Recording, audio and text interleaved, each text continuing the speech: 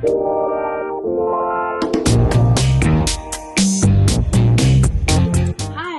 welcome to another Fashion Library Review with Britta Wheeler. That's me, the founder and director of the Children's Institute of Fashion Arts. Today I'm going to be talking about this book, the Vogue Sewing Book. Now, this is a classic text. It's so cool. I think you can still get this used, but what I love about this book is that it has all of the basic information that you need to start sewing in the classic sense. So the table of contents is really nicely organized because they talk about the fashion game, right? So that's a very 60s way of saying, okay, so this is kind of a game. So, have fun with it, have play with it, right? And that's, I think maybe they were using it in a kind of, at least this is how I'm reading it. They're using it in a kind of playful way, right? So fashion, is playful. It can be playful. It is playful. It doesn't have to be dark and heavy and morose. So in the 60s, fashion really was playful. So this book really comes out of that. So, the first section here, the fashion game, your pattern profile, creating fashion for the individualist, which is another way of saying, you are an individual and you can dress and be who you want to be, which was a very mid-century and mid-20th century kind of attitude for women, like be free, you can, right? And so, and then niceties and necessities, planning a creative environment, tools to satisfy every sewing need, the vocabulary of fashion, and that's it. I think this is like, what year is this one from? 1970, right? So that was kind of, if we think about the context, which I love to do, that 1970 was right at the period after the revolutionary cultural movements of the 1960s, still a period where women's fashion was really structured and kind of stiff in a way. And you'll see that with the changes in fashion from the 60s and into the 70s. People were using natural fibers.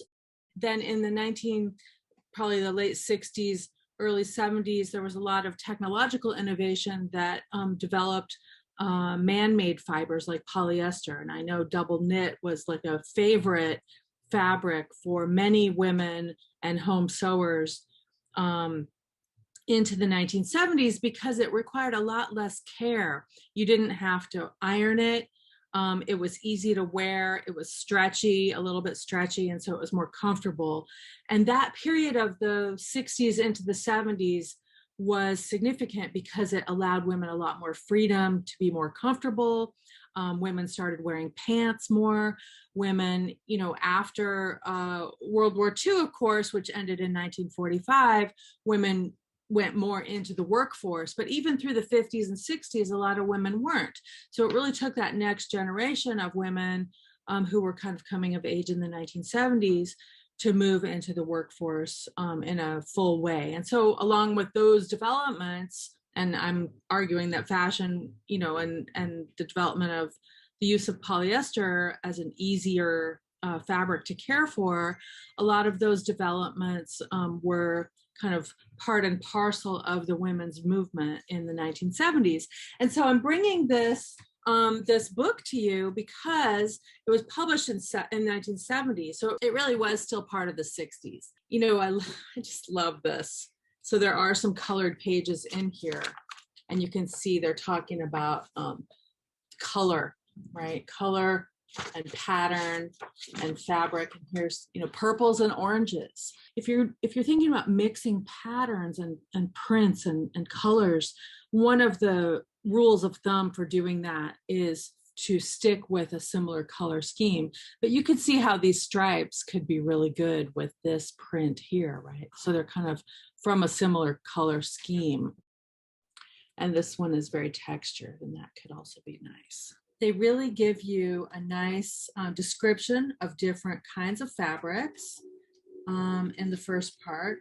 They give you a nice description and a chart of the different collars, skirt styles, necklines, and sleeves And the page right before that shows you the various kinds of style lines of dresses, blouses, jackets, and pants.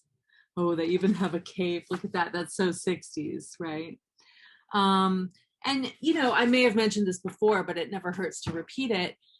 If you know fashion history, you'll know history. And without history, you become hysterical. So, you know, check it out, look and see what's happening, right?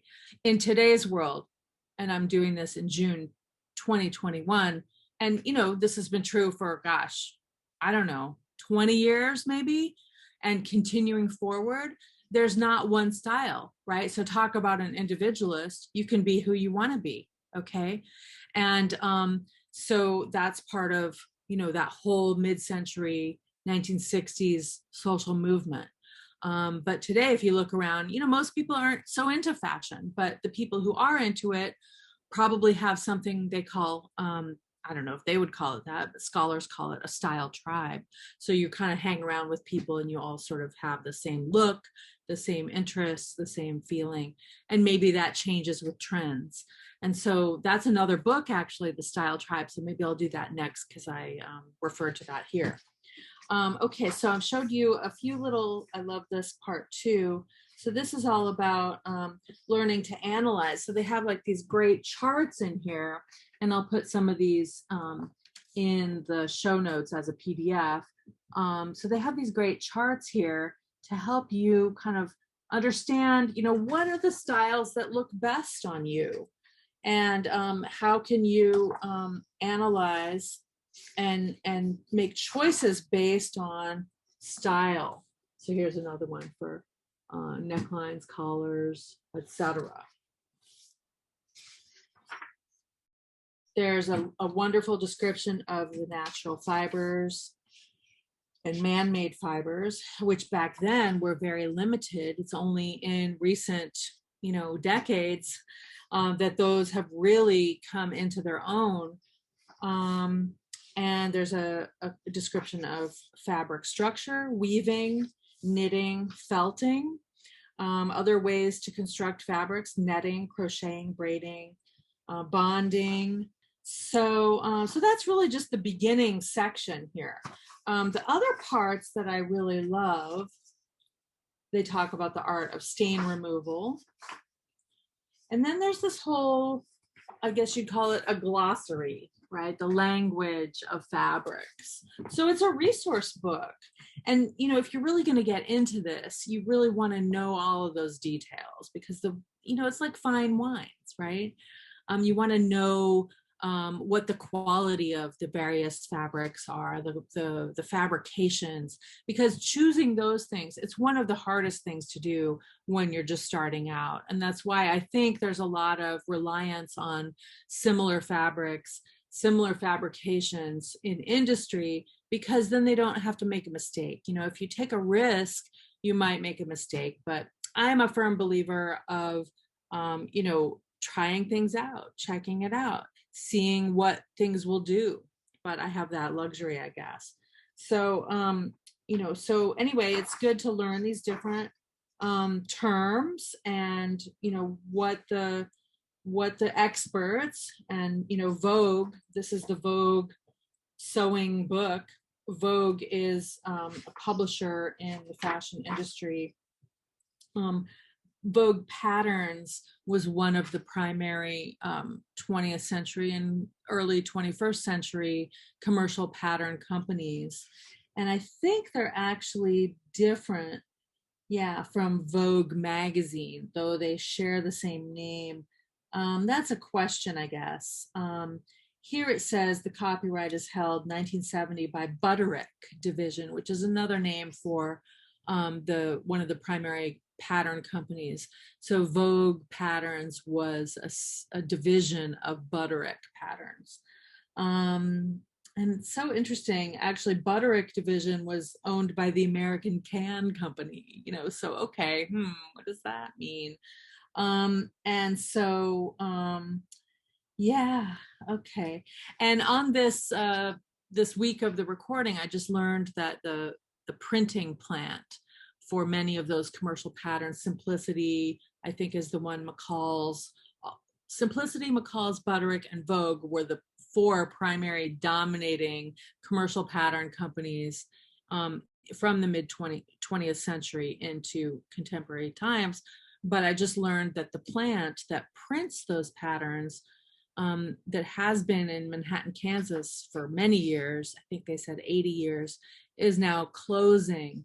The companies aren't going out of business, but they are consolidating, because now, with the internet, and there's so many independent fashion designers doing patterns and pattern projects, they're making patterns that you can purchase online or get for free. I guess their business has really diminished. So that's one of those factors in the fashion world and the world at large where we see technology changing the nature of the economic structure. So that continues to happen even at this stage, and it will continue to happen. Okay, so that maybe we can talk about that as we go. All right, so then of course, we see the way to take measurements and get yourself organized in terms of what size you are. They talk about various sizes, how to read a pattern. Oh, they give lots of details on that. So this is really a good resource book. And, then they go into lots of detail.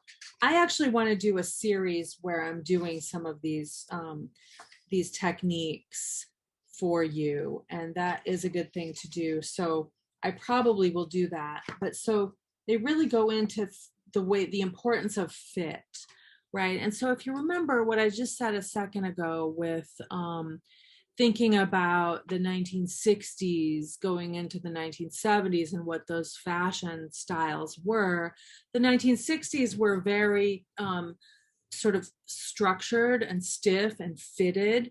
And so to spend a lot of time making a garment was really important, getting it to fit the proper way, getting it to the bust darts to work properly, the shoulder seam to be in the right place. If you have, big arms like I do from all the yoga I'm doing these days, you might need to make sure that the pattern on the arms was fitting properly. And because otherwise things pull and they're uncomfortable. And have you ever worn a really stiff garment that's uncomfortable? Oh my goodness, forget it. So, when I was in my youth, I used to shop primarily at thrift shops and be really into vintage clothes. And I would often get these dresses from the 60s that were great. They had great, prints and colors. But if they had a waistline, the waistline was always too short for me because I'm tall. So those things would be taken into account. If you were home sewing, you would alter the pattern before you would make the garment, before you would cut it out. Now at the CIFA, I've developed a way to create clothing where you don't have to be so concerned about the actual fit. So we work from measurements, and I think of it as like a modular way of producing, your own garments. And there's some basic things that I've learned how to do over the years that will be modular and that you can use on almost anything, going forward. So please join us to learn more about that. Please join our Patreon and support us and subscribe to this channel. Thanks so much. Have a great day.